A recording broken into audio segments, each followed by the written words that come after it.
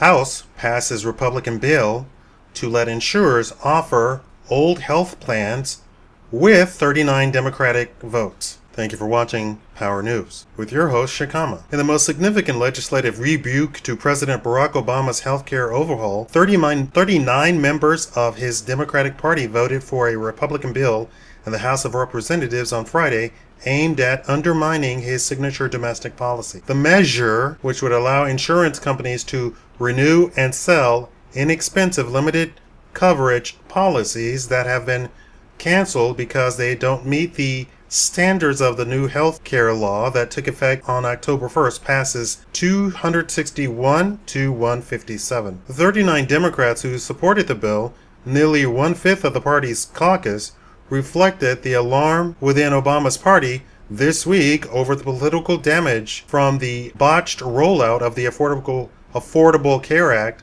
also known as Obamacare. Republicans have vowed to make Democratic support for the troubled law the top issue in the 2014 elections. 29 of the 39 Democrats who voted for the Republican bill are running for re-election in competitive races, according to the ranking by the nonpartisan Cook Political Report. Obama's approval ratings have plunged during the past 6 weeks as the rollout of the healthcare program, that is his top domestic achievement, has been beset by technical glitches with the federal online insurance website designed to allow consumers to shop for policies. In recent days, healthcare.gov's problems have been overshadowed by reports that insurance companies were canceling the policies of millions of Americans whose policies did not meet the new law's requirement that policies cover emergency treatment, hospital stays, and prescription drugs, among other things. For years, Obama has promised that Americans would be able to keep their policies if they like them. But the wave of cancellations has fueled the biggest political crisis of Obama's presidency and led to an extraordinary scene at the White House on Thursday as a contrite Obama took the blame for the healthcare program's dismal start. He said he believed that he had to win back the confidence of the American people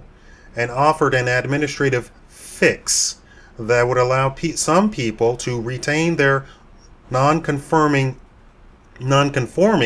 insurance policies for at least 1 year. Obama's plan dismayed some of his supporters who say that the cheap limited coverage plans that the new law aims to phase out often give consumers a false sense of having meaningful health care coverage. It also created concern in the insurance industry, which for years had planned the health insurance exchanges created by Obamacare and among state insurance commissioners. Industry advocates warned that Obama effectively was tinkering with the delicate and complex funding behind the healthcare law, and that premiums could begin soaring in 2015 if millions of consumers who were projected to be in the Obamacare health exchanges continue to hold limited coverage policies instead. Obama met with health insurance chief executives at the White House on Friday to discuss his proposal potential impact on the insurance market. What we're going to be doing, brainstorming on how do we make sure that everybody understands what their options are, Obama told reporters in a brief photo opportunity as the meeting began. We're going to be soliciting ideas from them. Friday's bill, introduced by Republican Representative Fred Upton of Michigan, represented the latest in a series of legislative attacks on the healthcare law by the chamber, which has held more than 40 votes to limit or curtail Obamacare. In touting his bill, Upton said that Obama personally promised that if people liked their current health care plan, they could keep them, no matter what. But cancellation notices are now arriving in millions of mailboxes across the country. It's cancellation today, sticker shock tomorrow. It is unlikely to pass the Democratic-controlled Senate, and the White House has said Obama would veto the legislation if it reached his desk.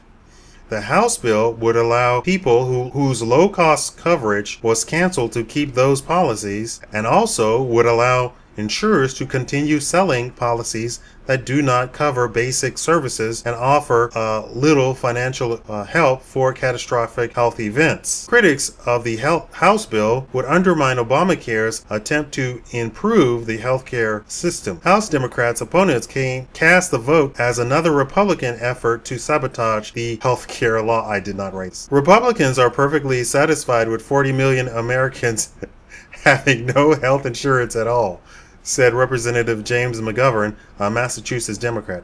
If you want to go back to a system where the insurance companies can turn people away because they are sick, by all means, vote for this bill. But Representative Ron Barber, Democrat from Arizona, summarized why he and 38 other Democrats voted for the Republican bill. I am frustrated and angered by the continued problems with the healthcare website, and I know Southern Arizona is frustrated and angry too, Barber said. Today, I voted to give people the option to keep their current plan until these and other issues are resolved. That's only fair. House Democrats were blocked in an effort to offer a scaled-down version of Upton's bill.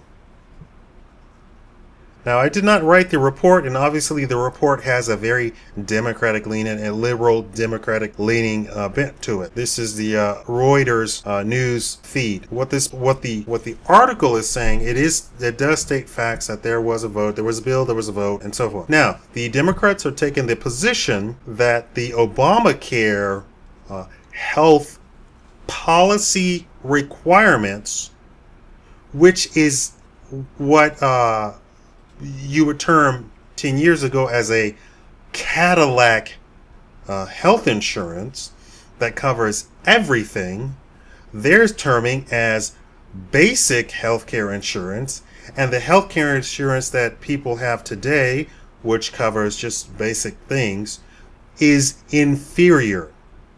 The liberals continue to try, that's their new mantra, that the old policies were inferior. The old policies are inferior. The Obamacare policies are good, are what people should have as a basis. But men are required to pay for pap smears, breast exams, vaginal exams, childbearing coverage. They are female contraception. This is what men have to pay in the healthcare plan. Why? Because 80% of the Democratic, I'm sorry, it's not 80%, sorry. The largest segment of the population that votes Democrat are women. So anything involved with a woman, the Democrats are going to put into their policies and so to keep those people voting, to keep the women voting. Now, is it a good thing for women? No, because they are robbing everybody blind and handing women stuff that basically they could do for themselves. For instance, contraception. There is absolutely no way that the U.S. government should be funding contraception for some woman. That's, first of all, that's a personal issue, and I would think any religious woman, any woman with some morals would be highly offended. If your doctor tells you that you need some sort of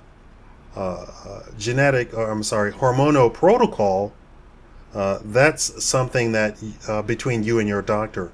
You should not make 10 other women pay for your problems, nor should you make 1,000 men pay for your problem. This healthcare plan, the entire plan itself, is terrible. It is a complete tax. I've already said that. But this particular bill, which will go to the Senate now, Obama had a meeting with some very upset and angry Democratic senators and congressmen, representatives. They were very upset at the state of the union of the Democratic Party in terms of Obamacare. This is the albatross of the Democratic Party. Anyway, thank you for watching Power News with your host, Shikama.